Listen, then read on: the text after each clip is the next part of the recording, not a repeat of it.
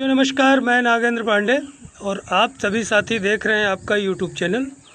साथियों, जैसा कि आप लोगों को पता है कि आज हमारी केस की सुनवाई थी मैनेजमेंट वाले, जिसमें हम लोग भी शामिल हुए थे और हमारे वकील साहब भी उसमें मिश्रा जी ही हम लोगों ने किया था।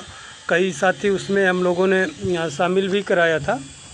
तो आज उस केस की सुनवाई साथियों हुई है। हमारे साथी कमलेश जी हमेशा की तरह फिर से उपस्थित रहे और बहुत ही अच्छी सुनवाई हुई। आज माननीय कोर्ट ने बढ़िया क्लियर इंस्ट्रक्शंस दिया। ये लोग समय मांग रहे थे काफ़ी, लेकिन माननीय कोर्ट ने सिर्फ 2 महीने का समय दिया और समय ही नहीं दिया। ये मत सोचे कि हर बार की तरह समय दे दिया। उन्होंने कहा है कि 2 महीने के अंदर ये भर्ती करके और हमको सूचित करिए, नहीं पहली ही तारीख को आप लोगों को कंटेम्प्ट नोटिस इशू हो जाएगा।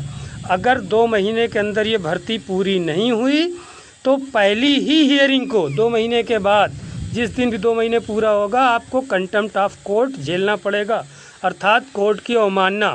और ये कहते हुए केस को डिस्पोज ऑफ कर दिया। तो बहुत बड़ी जीत है हमारे लिए, ये हमारे साथियों के लिए, जो हमारी टीम लगातार मेहनत कर रही है। न्यायालय से लेकर सचिवालय तक हर जगह हमारी टीम लगी हुई है।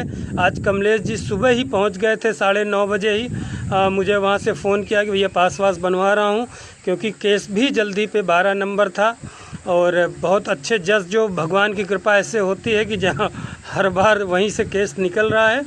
तो माननीय न्यायालय का ये बहुत स्वागत योग्य कदम है और आज उन्होंने बहुत बढ़िया ये डिसीज़न दिया कि 2 महीने के अंदर ये भर्ती पूर्ण करके हमको तुरंत बताइए। कोई डेट नहीं, कोई सुनवाई नहीं, और पहली डेट अगर 2 महीने के अंदर ये भर्ती आप पूर्ण नहीं करते तो पहली ही तारीख को कोर्ट ऑफ कंटेम्प्ट हो जाएगा। दूसरी तरफ आप लोगों ने देखा कि एक हफ्ते पहले अभी जो लगभग 1 हफ्ते ही होगा, ऑर्डर भी कल हमारे कुछ साथियों ने डाला था हमारे टेलीग्राम चैनल पे। उसमें आप लोगों ने देखा ही कि जो डबल बेंच में गए थे वो भी खारिज हो गई।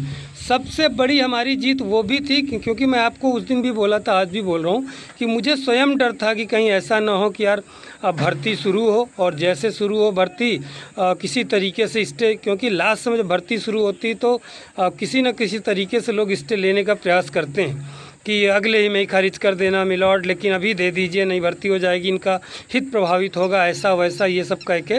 तो वो चीज़ जो खारिज हो गई, हमारा भर्ती में सबसे बड़ा जो रोड़ा था वो निपट गया। और आज जैसा आदेश आया, अब मुझे नहीं लगता कोई किंतु परंतु। अब बिल्कुल आप लोग तैयार रहिए साथियों, बिल्कुल निश्चित रूप से अब इसमें कोई कुछ नहीं कर सकता। और वहाँ से भी जो मुझे हम लोगों को लखनऊ से समाचार मिल रहा है कि वहाँ भी लगभग काम हो गया है और उसमें भी बहुत जल्द प्रोसेस शुरू हो जाएगा। मुझे लग रहा है कि अब इस महीने लास्ट जून तक हमारा शासनादेश निश्चित तौर पे आना चाहिए। एक चीज़ और आपसे फिर इस बीच में कहना चाहता हूँ कि जो हमारे नए साथी वीडियोस देखते हैं, या जिन साथियों ने अभी 50% ही सब्सक्राइब किए जो हमारे वीडियोस देखते हैं, आप लोग चैनल को सब्सक्राइब कीजिए, जिससे आपकी आवाज़ को उठाने में हमारी टीम को और मुझको मोटिवेशन मिले। लगातार हम अपनी भर्ती के लिए, आने वाली नई भर्तियों के लिए भी जिससे प्रयास कर सकें। तो ये सूचना साथियों आज की बहुत ही महत्वपूर्ण सूचना रही है। और एक बार कमेंट में आप सभी साथी हमारी टीम को, कमलेश जी के लिए, हमारे लिए, राहुल जी के लिए जो मेहनत कर रहे हैं, धन्यवाद दीजिएगा। और शिक्षा मंत्री जी से भी, अभी माननीय मुख्यमंत्री जी से भी हमारे भूतपूर्व सैनिक साथी मिले थे, कुछ हमारे भूतपूर्व सैनिक साथियों की समस्याओं को लेके, और हमारे रिजर्वेशन के बारे में भी संबंध और होम पोस्टिंग के बारे में भी माननीय मुख्यमंत्री जी को बताया गया। माननीय मुख्यमंत्री जी ने संज्ञान लिया है, बोला बिल्कुल हम होम पोस्टिंग हर विभाग में आपको दिलाने का प्रयास करेंगे। ये मैं भूतपूर्व सैनिक साथियों के लिए बताना चाहता हूँ। जो भूतपूर्व जन कल्याण समिति हमारी है, हमारी प्रदेश स्तर की ये बहुत मजबूत संगठन है पूरे उत्तर प्रदेश में। तो भूतपूर्व सैनिक साथी अगर मेरा वीडियोस देख रहे हैं तो उनके लिए भी सूचना है कि आपकी किसी विभाग में भी वैकेंसी हो, हमारा प्रदेश इकाई जो प्रदेश स्तर के पदाधिकारी हैं, और हमारे साथी जूनियर में भी डॉक्टर राजेश वो मिले थे अभी माननीय मुख्यमंत्री जी से परसों। तो आप सभी की बातें बता दी गई हैं उनको, और जल्द ही पूर्व सैनिक साथियों के बहुत सारे और शस्त्र को लेके और तमाम उनकी समस्याओं को लेके उन्होंने बात रखा है। आदरणीय बड़े भाई सतीश शुक्ला जी और आदरणीय बड़े भाई गोकर्ण जी और हमारे प्रिय साथी आदरणीय डॉक्टर राजेश जी, तो ये सब साथी मिलके बहुत सारी हमारी चीज़ें भूतपूर्व सैनिकों के लिए रखे हैं। चाहे रिजर्वेशन के बारे में, ऊर्ध्वाधर और क्षैतिज आरक्षण के विषय में भी बात किया गया कि ऐसे ऐसे रूमर्स बीच में आते हैं कि रिजर्वेशन नहीं मिलेगा। ये माननीय मुख्यमंत्री जी ने हर बात पे सहमति व्यक्त की और उन्होंने कहा आप लिख के दीजिए जो चीज़ें हो। शस्त्र लाइसेंस को भी कहा कि हमने तो कहा है कि भूतपूर्व सैनिकों को तुरंत शस्त्र लाइसेंस की कोई दिक्कत ही नहीं आनी चाहिए। और बहुत सारी बातें उन्होंने ये तक पॉइंट देते देते हमारे साथी थक गए, वो पूछे और बताइए और बताइए। तो एक बार माननीय मुख्यमंत्री जी का भी आभार, और इसलिए आभार क्योंकि उनकी वजह से ही ये भर्ती आई है और उन्हीं की वजह से जो रोज़गार पाएंगे, नहीं तो आप लोग जानते हैं मैनेजमेंट से भर्ती हो जाती थी। तो इन्हीं शब्दों के साथ बहुत अच्छी न्यूज़ है, बहुत अच्छी खबर है।